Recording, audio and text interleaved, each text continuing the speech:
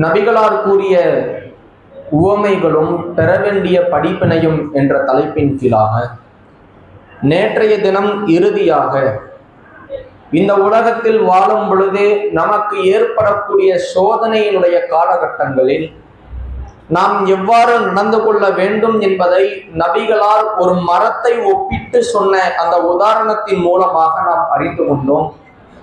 அதோடு சேர்த்து நம்முடைய குடும்பத்தார்கள், நண்பர்கள், நம்முடைய சமூகத்தை சார்ந்தவர்கள் ஒரு சிரமத்திற்கு ஆளாக்கப்படும் பொழுது, ஒரு தேவையை எதிர்பார்க்கும் பொழுது அவர்களிடத்தில் எப்படி நடந்து கொள்ள வேண்டும் என்பதை நபிகளார் கூறிய உதாரணத்திலிருந்து நாம் அறிந்து கொண்டோம். அதனுடைய தொடர்ச்சியாக இஸ்லாமிய மார்க்கத்தை தன் வாழ்வியல் நெறியாக ஏற்று பயணிக்கக்கூடிய முஸ்லிம்கள் அவசியம் கடைபிடிக்க வேண்டிய, கடைபிடிப்பதற்கு தவறினால் ஏற்படக்கூடிய விளைவுகள் என்ன என்பதையும் ஒரு சில உதாரணங்களின் மூலமாக நாம் அறிந்து கொள்ள இருக்கின்றோம். பொதுவாக நாம் ஏற்றிருக்கக்கூடிய இந்த இஸ்லாமிய மார்க்கம் என்பது முழுக்க முழுக்க அல்லாஹ்விற்கு சொந்தமான மார்க்கம். இதை இறைவனே தன்னுடைய திருமறை குர்ஆனில் சொல்லி காட்டுகிறான். இன்னத்தீன இந்தல்லாஹி இஸ்லாம். அல்லாஹ்விடம் மார்க்கம் என்பது இஸ்லாம் தான். அப்ப அல்லாஹ்விடத்தில் மார்க்கம் என்பது இஸ்லாம் என்றால் அதனுடைய உண்மையான பொருள் என்ன? இஸ்லாம் என்று எதை யார் சொன்னாலும் சரி, ஒரு சாமானிய மனிதன் சொன்னாலும் சரி, படித்து பட்டம் பெற்ற மிகப்பெரிய ஒரு ஆலிம் சொன்னாலும் சரி, உலகத்தில் போற்றப்படக்கூடிய யார் சொன்னாலும் சரி, அவர் சொல்வது எல்லாம் மார்க்கமாக மாறிவிடாது. அல்லாஹ் சொல்லி இருந்தால்தான் மார்க்கம். எவ்வளவு பெரிய ஆட்கள் பேசக்கூடிய விஷயமாக இருந்தாலும் இறைவனும் இறை தூதரும் காட்டியதன் அடிப்படையில் நாம் செயல்படும் பொழுதுதான் அது அல்லாஹ்வினுடைய மார்க்கத்தினுடைய விஷயத்தை கடைபிடிப்பதாக மாறும் என்பதை நம்முடைய கவனத்திற்கு நாம் கொண்டு வர வேண்டும். இந்த இஸ்லாமிய மார்க்கத்தை அல்லாஹ் ரப்புல் ஆலமீன் எல்லா விஷயங்களை சொல்லி நமக்கு முழுமைப்படுத்தி விட்டான். 1400 ஆண்டுகளுக்கு முன்பாக நபிகளாருடைய காலகட்டத்திலேயே இந்த இஸ்லாம் முழுமைப்படுத்தி விடப்பட்டது. அல் யௌம அக்மல்து லக்கும் தீனக்கும். அல்லாஹ் குர்ஆனிலே சொல்லி காட்டுகிறான், இன்றைய தினத்தோடு என்னுடைய மார்க்கத்தை நான் முழுமைப்படுத்தி விட்டேன். எது சரி, எது தவறு, எது ஹலால், எது ஹராம், ஒரு முஃமின் எதை செய்ய வேண்டும், எதை செய்யக்கூடாது, அவனுடைய வணக்க முறைகளை எப்படி அமைத்துக் கொள்ள வேண்டும் என்று அத்துணை விஷயங்களையும் யாரிடத்திலேயும் கையேந்தி கேட்காத அளவிற்கு இந்த இஸ்லாத்தை அல்லாஹ் முழுமைப்படுத்தி விட்டதாக நமக்கு சொல்லி காட்டுகிறான். அப்படி முழுமைப்படுத்தப்பட்ட இந்த மார்க்கத்தை மக்களிடத்திலே எடுத்து சொல்வதற்காக சில தூதர்களை அல்லாஹ் தேர்ந்தெடுக்கிறான். அந்த தூதர்கள் அழகான முறையிலே மக்களுக்கு இந்த மார்க்கத்தை எடுத்து சொல்லக்கூடியவர்களாகவும் இருந்திருக்கிறார்கள். அந்த தூதர்கள் நமக்கு எடுத்து சொல்லக்கூடிய, விளக்கி சொல்லக்கூடிய அந்த போதனைகளை கடைபிடிப்பது என்பது ஒவ்வொரு முஸ்லிம்களினுடைய தார்மீக கடமையாக, உரிமையாக இருக்கின்றது. அல்லாஹ் திருமறை குர்ஆனிலே தூதர்கள் அனுப்பப்பட்ட விஷயமாக பேசுகிற பொழுது, இன்ன அர்சல்நாக பில் ஹக்கி பஷீரன் வ நதீரா வலா துஸ்அலு அன் அஸ்ஹாபில் ஜஹீம். நபியே, உம்மை நற்செய்தி சொல்லக்கூடியவராகவும் எச்சரிக்கை செய்யக்கூடியவராகவும் உண்மையுடன் நாமே அனுப்பி வைத்தோம். நரகவாசிகளை பற்றி நீர் விசாரிக்கப்பட மாட்டாய் என்று அல்லாஹ் அந்த வசனத்திலே சொல்லுகிறார். ஒரு நபி நமக்கு எதற்காக அனுப்பப்படுகிறார் என்றால், நாம் செய்யக்கூடிய காரியங்களுக்குண்டான நற்செய்தியை சொல்வதற்காக, தீமையான பாவமான காரியங்களை விட்டு தடுத்து நம்மை எச்சரிப்பதற்காகத்தான் அல்லாஹ் ஒரு நபியை இந்த உலகத்திற்கு அனுப்புகிறார். அப்போ ஒருவன் முஃமினாக இருக்கும் பொழுது, அல்லாஹ்வை நம்பிக்கை கொண்டிருக்கக்கூடிய அடியானாக இருக்கும் பொழுது, அந்த தூதர் தனக்கு எதை சொன்னாரோ அதை எடுத்துக்கொண்டு, எதை விட்டு தடுத்தாரோ அதை விட்டு விலகி இருக்கக்கூடியவராக இருக்க வேண்டும். ஆக மொத்தத்தில் தன்னுடைய முன்மாதிரியாக, முன் உதாரணமாக நபிகளாரை, அல்லாஹ்வை நம்பிக்கை கொண்டிருக்கிற மக்கள் எடுத்துக்கொள்ள வேண்டும். அல்லாஹ் குர்ஆனிலே சொல்லுகிறான், லக்கது கான லக்கும் ஃபீ ரசூலில்லாஹி உஸ்வத்துன் ஹஸனா லிமன் கான யர்ஜுல்லாஹ வல் யௌமல் ஆகிர் வ தக்கரல்லாஹ கதீரா. அல்லாஹ்வையும் மறுமை நாளையும் நம்பிக்கை கொண்டு அல்லாஹ்வை அதிகமாக நினைவு கூறக்கூடிய உங்களுக்கு இந்த நபி இடத்தில் அழகான முன்மாதிரி இருக்கிறது என்று அல்லாஹ் ரப்புல் ஆலமீன் இந்த வசனத்தின் மூலமாக நமக்கு சொல்லிக் கொடுக்கிறான். அப்ப யோசிச்சு பாருங்க, நான் அல்லாஹ்வை நம்பி இருக்கிறேன், மறுமையை நம்பி இருக்கிறேன், தொழுகையின் மூலமாக படைத்த இறைவனை பல்வேறு வகைகளில் நான் நினைவு கூறுகிறேன். எனக்கு முன்னுதாரணம் முன்மாதிரி இந்த நபி இடத்தில் இருக்கின்றது என்று அல்லாஹ் ரப்புல் ஆலமீன் இந்த வசனத்திலே சொல்லுகிறான். அப்ப இந்த உலகத்தில் வாழக்கூடிய எல்லா முஸ்லிம்களும் தன்னுடைய மார்க்க விஷயமாக எதை செய்வதாக இருந்தாலும் சரி, எப்படிப்பட்ட காரியத்தை கடைபிடிப்பதாக இருந்தாலும் சரி, நபிகள் நாயகம் ஸல்லல்லாஹு அலைஹி வஸல்லம் அவர்கள் இறைவன் புறத்திலிருந்து அருளப்பட்டதாக எதை சொன்னார்களோ அதை மட்டும்தான் பின்பற்ற வேண்டும். அப்படி பின்பற்ற ஒருவன் தவறுவானேயானால் அது மிகப்பெரிய நஷ்டத்தை, நமக்குண்டான அல்லாஹ்விடத்தில் தண்டனையை பெற்று தருகிற காரியமாக மாறிவிடும். ஏன் இந்த விஷயத்தை நம்ம சொல்றோம்னு கேட்டா, இன்னைக்கு முஸ்லிம்களாக இருக்கக்கூடிய பல மக்கள் கலிமா ஒன்றாகத்தான் இருக்கிறது, ஏற்று இருக்கக்கூடிய கொள்கை ஒன்றாகத்தான் இருக்கிறது. ஆனால் அவர்களுடைய வணக்க வழிபாட்டு முறைகளை எடுத்து பார்த்தால், அவர்களுடைய கொண்ட கொள்கையை எடுத்து பார்த்தால், ஏற்றிருக்கிற கொள்கைக்கு மாற்றமாக, அவன் மொழிந்திருக்கிற கலிமாவிற்கு மாற்றமாக செயல்படக்கூடிய பல மக்களை பார்க்கிறோம். அல்லாஹ் என்ன கட்டளையை நமக்கு பிறப்பிக்கிறான்? இத்தபிஊ மா உன்சில இலைக்கும் மிர் ரப்பிக்கும் வலா தத்தபிஊ மின் தூனிஹி அவுலியா. உங்கள் இறைவனிடத்திலிருந்து உங்களுக்கு அருளப்பட்டதை மட்டும் நீங்கள் பின்பற்றுங்கள், அவனை விடுத்து மற்றவர்களை பொறுப்புதாரிகளாக ஆக்கி பின்பற்றாதீர்கள். நான் இந்த இஸ்லாத்துல பரிபூரணமாக நுழைந்து விட்டேன் என்று சொன்னால் நான் பின்பற்ற வேண்டியது அல்லாஹ்விடத்திலிருந்து அருளப்பட்டது. அப்படின்னா எது? திருமறை குர்ஆன், நபிகளாருடைய போதனைகள் மட்டும்தான் மார்க்கம், அது மட்டும்தான் இறைவனிடத்திலிருந்து அருளப்பட்டது.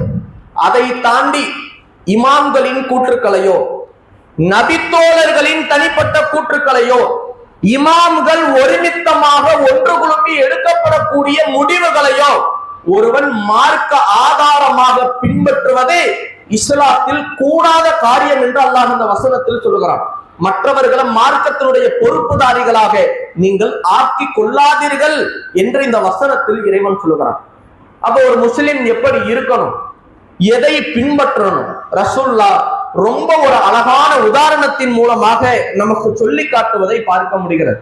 ஸஹீஹுல் புகாரியில் இடம்பெற்று இருக்கக்கூடிய நபிமொழி, அல்லாஹ்வுடைய தூதர் அவர்கள் சொல்லுகிறார்கள், எனக்கும் என்னை அல்லாஹ் எந்த மார்க்கத்தை கொண்டு அனுப்பி உள்ளானோ அந்த மார்க்கத்திற்கும் ஒரு எடுத்துக்காட்டு இருக்கிறது, உதாரணம் இருக்கிறது.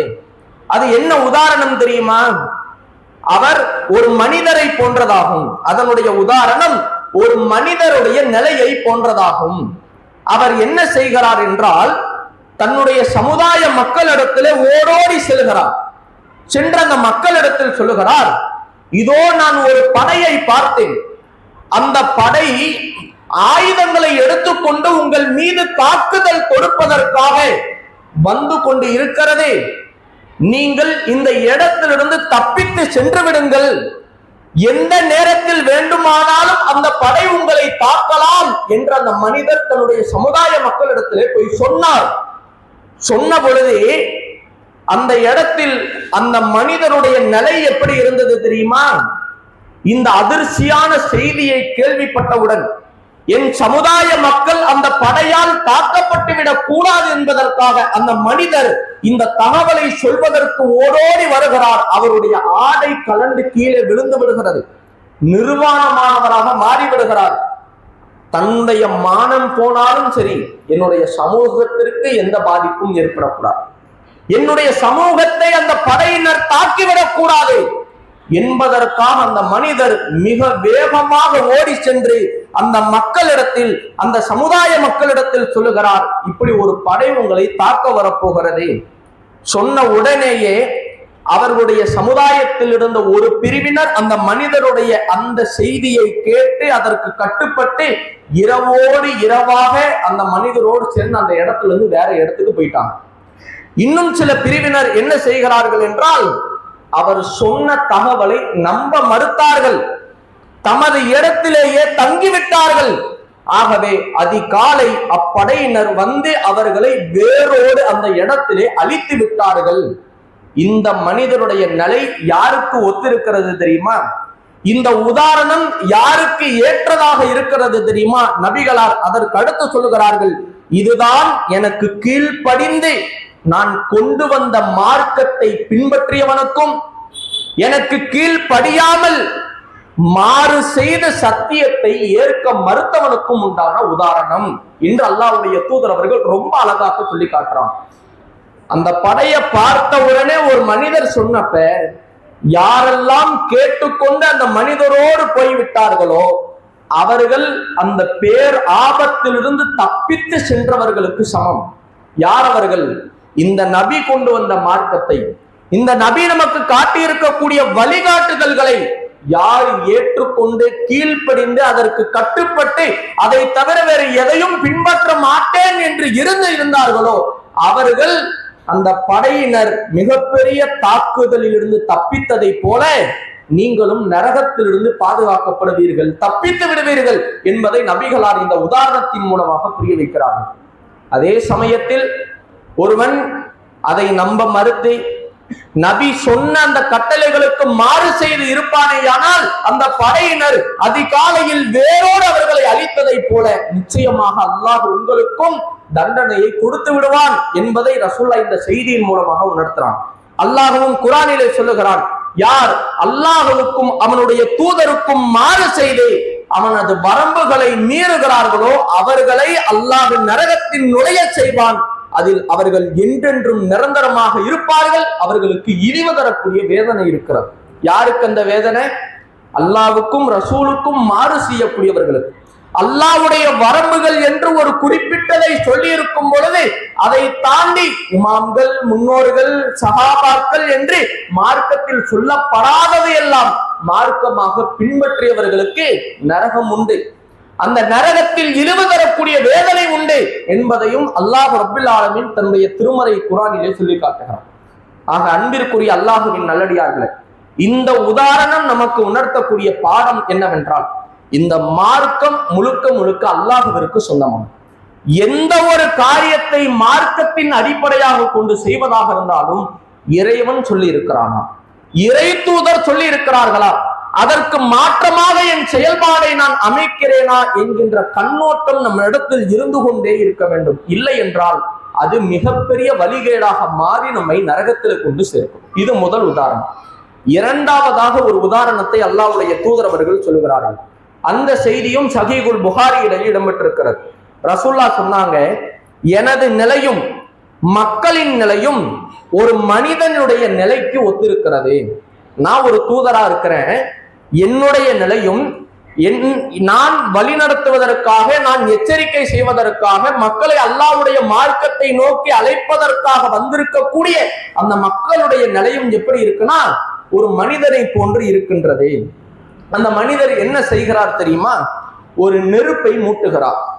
அப்படி நெருப்பை மூட்டும் பொழுது அந்த நெருப்பிலிருந்து வரக்கூடிய வெளிச்சத்தினால், ஒளியினால் அங்கு இருக்கக்கூடிய விட்டில் பூச்சிகளும் இதர பூச்சிகளும் அந்த வெளிச்சத்தை நோக்கி வருகிறது.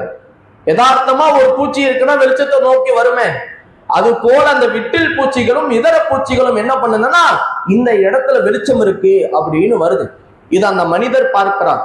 இது சாதாரண வெளிச்சம் அல்ல, அந்த பூச்சிகள் வந்து விட்டால் அதனுடைய உயிருக்கே ஆபத்தை ஏற்படுத்துகிற மிக பிரம்மாண்டமான நெருப்பு. ஆகவே அவர் என்ன பண்ணுகிறார் என்றால் அங்கு வரக்கூடிய அந்த பூச்சிகளை எல்லாம் உள்ளே விழுந்து விடாமல் இருப்பதற்காக தடுக்கிறார், அதை விரட்டுகிறார்.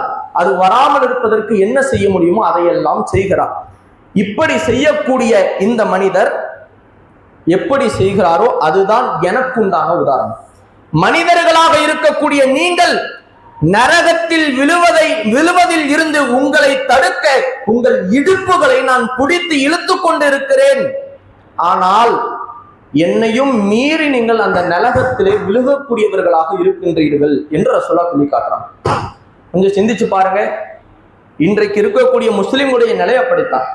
அல்லாஹ்வுடைய தூதருடைய வாழ்க்கையை நாம் எடுத்து பார்ப்போமேயானால் எது ஹலால் எது ஹராம் என்கின்ற அழகான வழிகாட்டல்களை நமக்கு சொல்லி இருக்கிறார்கள். அப்படிப்பட்ட எந்த வழிகாட்டல்களையும் இன்றைக்கு அறியாத மக்களாக எதுவெல்லாம் நம்மை நரகத்திற்கு கொண்டு சேர்க்குமோ அப்படிப்பட்ட அந்த பாவமான தீமையான இஸ்லாத்தில் ஹராமாக்கப்பட்ட காரியங்களை இன்னைக்கு நாம செஞ்சுக்கிட்டு இருக்கோம்.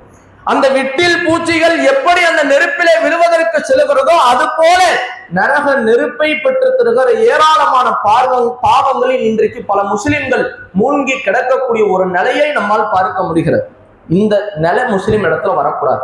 அல்லாஹ்வுடைய தூதர் அவர்கள் அதை இதன் மூலமாக நமக்கு சொல்லிக் கொடுக்கிறார்கள். ரசூலுல்லாஹ் மிக கடுமையாக உழைக்கிறார்கள், மிக கடுமையாக பாடுபடுகிறார்கள். எதற்காக தெரியுமா? அவர்கள் மீது வைத்திருந்த அக்கறையை விட நம்மீது வைத்திருந்த அக்கறை தான் அலாதிக பெரிய அக்கறை, மிகப்பெரிய அக்கறை. அந்த அளவுக்கு ரசூலுல்லாஹ் வச்சிருந்தாங்க. அல்லாஹ்வே குர்ஆன்ல சொல்றான், நபியே இச்செய்தியை அவர்கள் நம்பாவிட்டால் அவர்களுக்காக கவலைப்பட்டு உன்னை நீயே கொன்று விடுவாய், அழித்து விடுவாய் போன்று இருக்கிறதே என்று அல்லாஹ் குர்ஆனிலே கேள்வி கேட்கிறான். யாருக்காக? எனக்காக, அவங்களுக்காக இல்ல, மக்களுக்காக. அவங்க மார்க்கத்தை கடைபிடிக்க மாட்டேங்கிறாங்களே, நான் சொன்ன போதனைக்கு கீழ்ப்படிந்து நடந்து இஸ்லாத்தில் சொல்லப்பட்ட வழிமுறையின்படி நடக்காமல் இருக்கின்றார்களே என்று கவலைப்பட்டு நபி தன்னை அழித்து விடுகிற அளவிற்கு கவலைப்படுகிறார் என்று அல்லாஹ் சொல்லி காட்டுகிறார். அதை ரசூலுல்லாஹ் நமக்கு ஒரு உதாரணத்தின் மூலமாக சொல்லி கொடுக்கிறார். அந்த பூச்சிகள்லாம் வந்து விழுந்துகிட்டு இருக்கு, அவர் தடுத்துக்கிட்டே இருக்கிறார். அதையும் மீறி அந்த பூச்சிகளில் சில பூச்சிகள் நெருப்புல விழுந்து அது கரிக்கட்டையாக மாறி விடுகிறது. அது போல மனிதர்களில் சில பேர் அந்த மாதிரி பாவத்தை செய்து உள்ளே விழுந்து விடுகிறார்கள் என்று ரசூலுல்லாஹ் சொல்றாங்கன்னா, அன்பிற்குரியவர்களே, நபிகளாருடைய வாழ்க்கையை படிக்க அவர்கள் சொன்ன அந்த வழிமுறைகளை நாம் நடைமுறைப்படுத்த வேண்டும். எதை கேட்கிறோமோ அதை தன்னுடைய வாழ்க்கையில் நடைமுறைப்படுத்துவதற்கு என்பதை நாம் புரிய வேண்டும். நாம கேட்ட செய்தியை பிற இடத்துல சொல்லணும், அது நம்மை அந்த காரியத்தை நடைமுறைப்படுத்த வைக்கும். இதற்கும் ரசூலுல்லாஹ் ஒரு அழகான உதாரணத்தை சொன்னார்கள். நீங்கள் பார்க்கலாம், சஹீஹுல் புகாரியில இடம்பெற்று இருக்கக்கூடிய நபிமொழி, அல்லாஹ் என்னை நேர்வழி மற்றும் ஞானத்துடன் அனுப்பியதற்கான உதாரணம் என்ன தெரியுமா? நிலத்தில் விழக்கூடிய ஒரு மிக பிரம்மாண்டமான மலையை போன்றது, பெரும் மலையை போன்றது. மிக கடுமையான ஒரு மலை பொழிகிறதே, அந்த மலை நிலத்தில் விழுவதுதான் அதற்கு உதாரணம். எப்படி உதாரணம்? அல்லாஹ்வுடைய தூதரவர்கள் சொல்லுகிறார்கள், இப்படி இந்த மலை பொழிந்து நிலத்தில் விழும் பொழுது அவற்றில் சில நிலங்கள் நீரை ஏற்றுக்கொண்டு ஏராளமான புற்பூண்டுகளை விளைவிக்கிறது, கனிகளை கொடுக்கிறது, தாவரங்களை கொடுக்கிறது. அப்படி கொடுக்கக்கூடியதன் மூலமாக எல்லா மக்களும் என்ன செய்யறாங்க? அந்த புற்பூண்டுகளை சாப்பிடுகிறார்கள். அவர்களுக்கு கிடைக்கக்கூடிய அந்த கனி வர்க்கத்தின் மூலமாக பயனடைந்து கொள்கிறார்கள். இப்படி ஒரு நிலம் இருக்கிறது. இரண்டாவது ஒரு நிலம், அந்த நிலம் எப்படி தெரியுமா?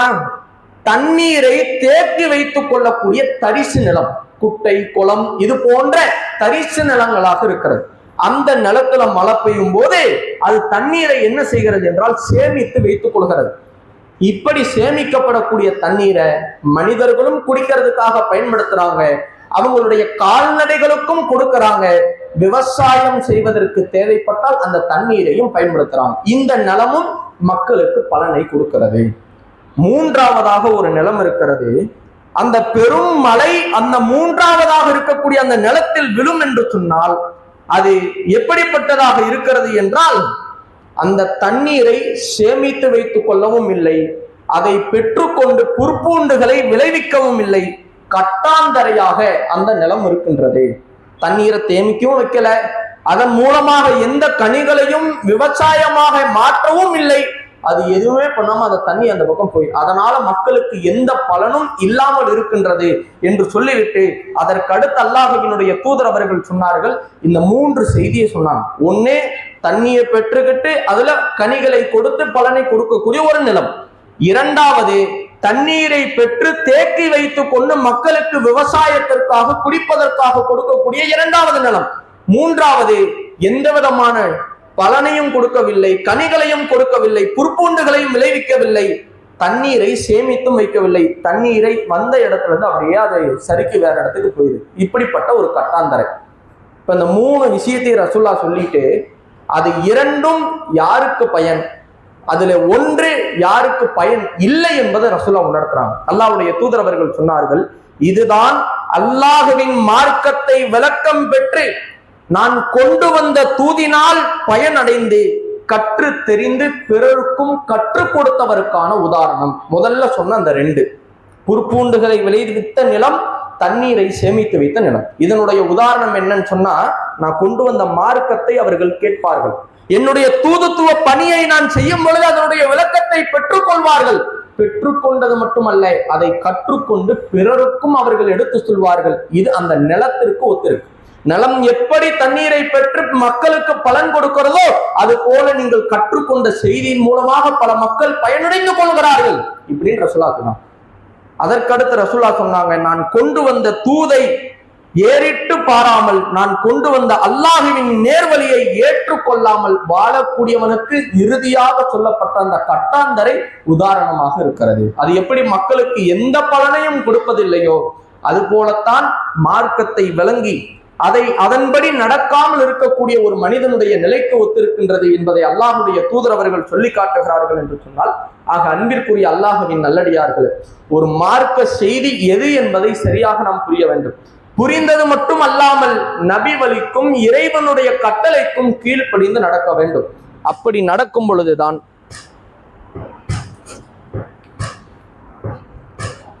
அப்படி நடக்கக்கூடிய நேரத்தில் தான்